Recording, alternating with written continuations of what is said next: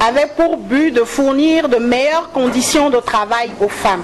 Son institutionnalisation par l'ONU le 8 mars n'est survenue qu'en 1975 et constitue de nos jours un moyen de célébrer toutes les femmes et de faire le bilan de la situation de leurs droits dans le monde. Célébrer donc la Journée internationale de la femme est à la fois une tradition et un devoir de mémoire. La date du 8 mars est une symphonie de la femme à travers tous les continents. Elle transcende les barrières linguistiques, ethniques, culturelles, politiques, sociales et économiques pour rappeler la place de la femme dans la construction d'un monde de paix, de justice et de prospérité partagée. C'est pour cette raison que Femmes Solidaires, organisation des femmes de la formation politique au but, ne peut et ne doit rester en marge de cette célébration planétaire. D'où la tenue de cette conférence de presse et le moment de partage qui l'accompagne pour faire le point ensemble en vue de mieux coordonner les priorités à venir. Femmes Solidaires s'inscrit dans la filiation de toutes les braves femmes qui, par leur combat, ont réussi à changer le cours de l'humanité et à peser sur le destin des nations. Souvenez-vous du rôle des femmes dans la prise de la Bastille en France et de leur détermination dans la lutte pour l'indépendance de notre pays. Que ce seraient nos sociétés sans le sacrifice quotidien des femmes, piliers de toute famille humaine? Ce que femme veut, Dieu le veut, dit-on. Et ce n'est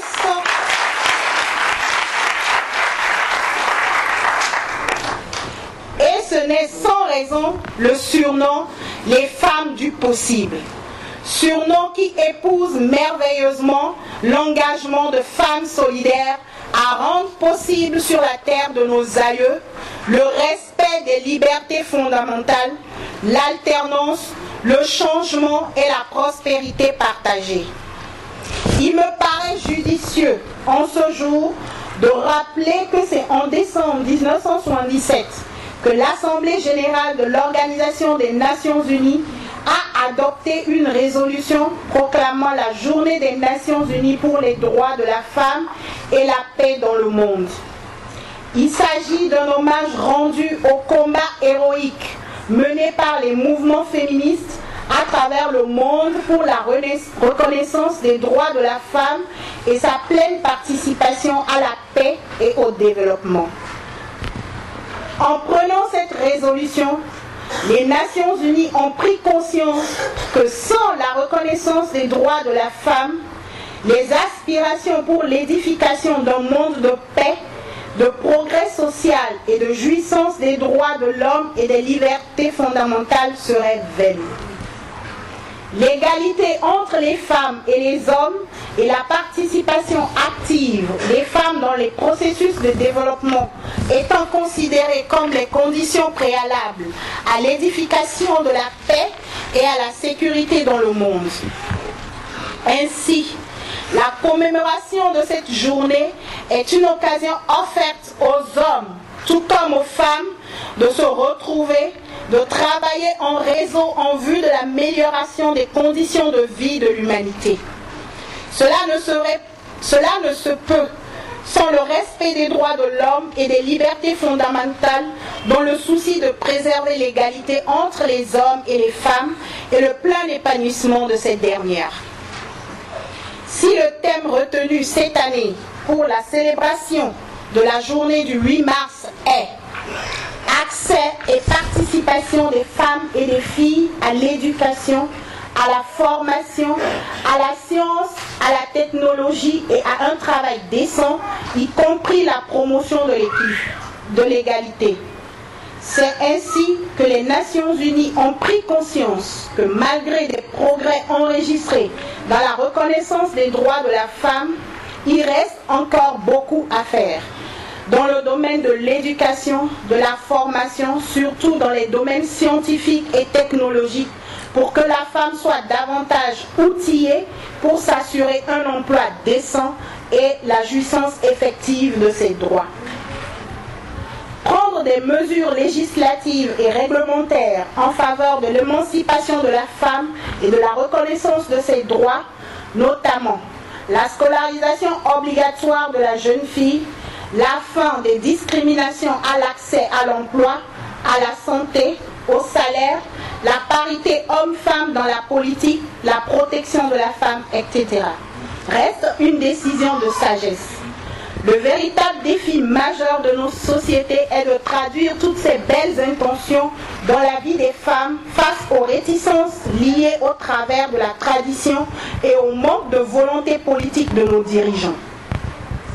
Face à la désespérance actuelle de nos populations, la priorité serait de trouver les voies et moyens susceptibles de favoriser l'inclusion d'un plus grand nombre de femmes dans les dynamiques d'autonomisation à travers le renforcement des capacités de développement à la base, ce qui nécessite l'élargissement des opportunités économiques en milieu urbain, périurbain et rural. Cette démarche bien conduite sans aucune histrionisme politique aurait le mérite de contribuer à une véritable réduction de la pauvreté et de la vulnérabilité de la femme togolaise. C'est le lieu de reconnaître les efforts que semble déployer le gouvernement dans ce sens, tout en condamnant la vile instrumentalisation qu'il fait d'une initiative censée promouvoir la dignité humaine. Nous ne pouvons en ce jour passer sous silence le drame de la femme togolaise, l'indicible misère qui est la sienne face au chômage endémique de ses progénitures, à l'absence de revenus des maris et à la faiblesse de son pouvoir d'achat. Pire, les droits humains élémentaires garantis par la Constitution de notre pays sont recusés par le gouvernement. En témoigne l'interdiction faite à nos sœurs de visiter leurs maris détenus, le projet de loi visant les manifestations publiques pour ne citer que ceux-là. Qu'est-ce qui peut justifier l'interdiction à une épouse, à une mère de famille de rendre visite à son mari, à son fils embastillé au mépris de la loi? Qu'est-ce qui justifie les atteintes à la loi fondamentale de notre pays si ce n'est un vil désir de maintien des privilèges de la nomenclatura aux dépens du peuple togolais? Le projet de loi liberticide visant à entraver la liberté de manifester est une grave entorse à la Déclaration universelle des droits de l'homme et à la Constitution de notre pays. La Constitution de la 4e République n'a-t-elle pas été suffisamment martyrisée? Comment expliquer la décision de suspension des primes à la retraite au nom de mesures d'austérité budgétaire quand on connaît les nombreuses difficultés auxquelles les fonctionnaires sont confrontés après leur admission à la retraite?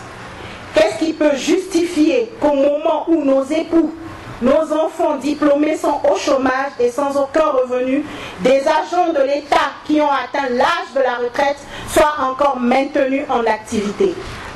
Qu'est-ce qui justifie que dans nos marchés, la femme togolaise soit contrainte de louer auprès des étrangers un étal pour exposer ses produits à la vente? Comment privilégier l'étranger aux dépens des nationaux sans susciter un déchirement du tissu social?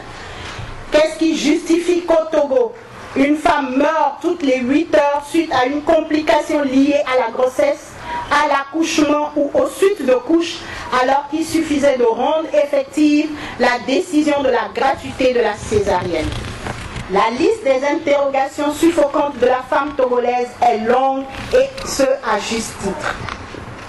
Ceux qui nous gouvernent sont les seuls à savoir pourquoi les politiques qu'ils décriment tendent à la ruine spirituelle, morale, matérielle et intellectuelle de la population, rendant ainsi vulnérable la femme togolaise, pourtant brave et ingénieuse. L'environnement ambiant de perversion et de déconfiture dans notre pays est assez illustratif de nos préoccupations en ce jour particulier. Et pourtant, la femme togolaise devrait mériter plus d'attention, car elle est le pilier essentiel sur lequel repose la nation. En effet, plus d'un Togolais sur deux est une Togolaise. La femme togolaise joue un rôle de première importance dans l'économie nationale. En milieu urbain, des pans entiers du secteur informel s'effondraient sans ses initiatives et son sens des affaires. En milieu rural, où vit 70% de la population, la femme est l'acteur social indispensable à l'éducation et à la subsistance de la famille. Les tâches ménagères que sont, à titre d'exemple, l'approvisionnement en eau, en bois, constituent une lourde charge qui éloigne les jeunes filles de l'école. Plus de 50% des femmes togolaises sont analphabètes. Ce triste tableau qui illustre la pertinence de la thématique de cette année retenue par les Nations Unies interpelle tous les acteurs sociopolitiques de notre pays et plus particulièrement le gouvernement. La désespérance sociale est indisible et l'agonie de la nation certaine. Au moment où les femmes arabes, longtemps soumises, se lèvent aux côtés de leurs enfants et de leurs hommes pour un peu plus de liberté et de bien-être, les femmes togolaises ne sauraient rester en marge de l'histoire face aux drames quotidiens de notre peuple. La mobilisation s'impose afin que nos droits soient respectés et que nous soyons davantage associés à la gestion de la cité. Par notre présence conséquente dans les cercles où se prennent les décisions qui redessinent notre présent et l'avenir des générations futures.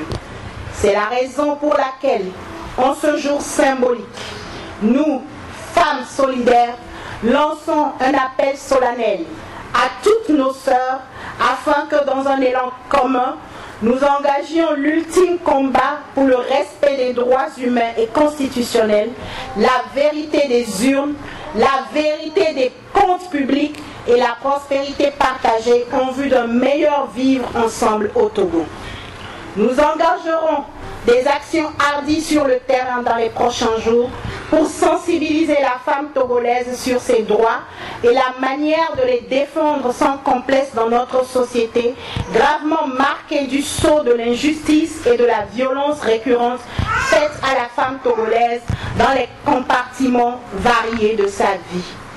Bonne fête à toutes les femmes du monde et que porte au loin la lumière de la femme togolaise.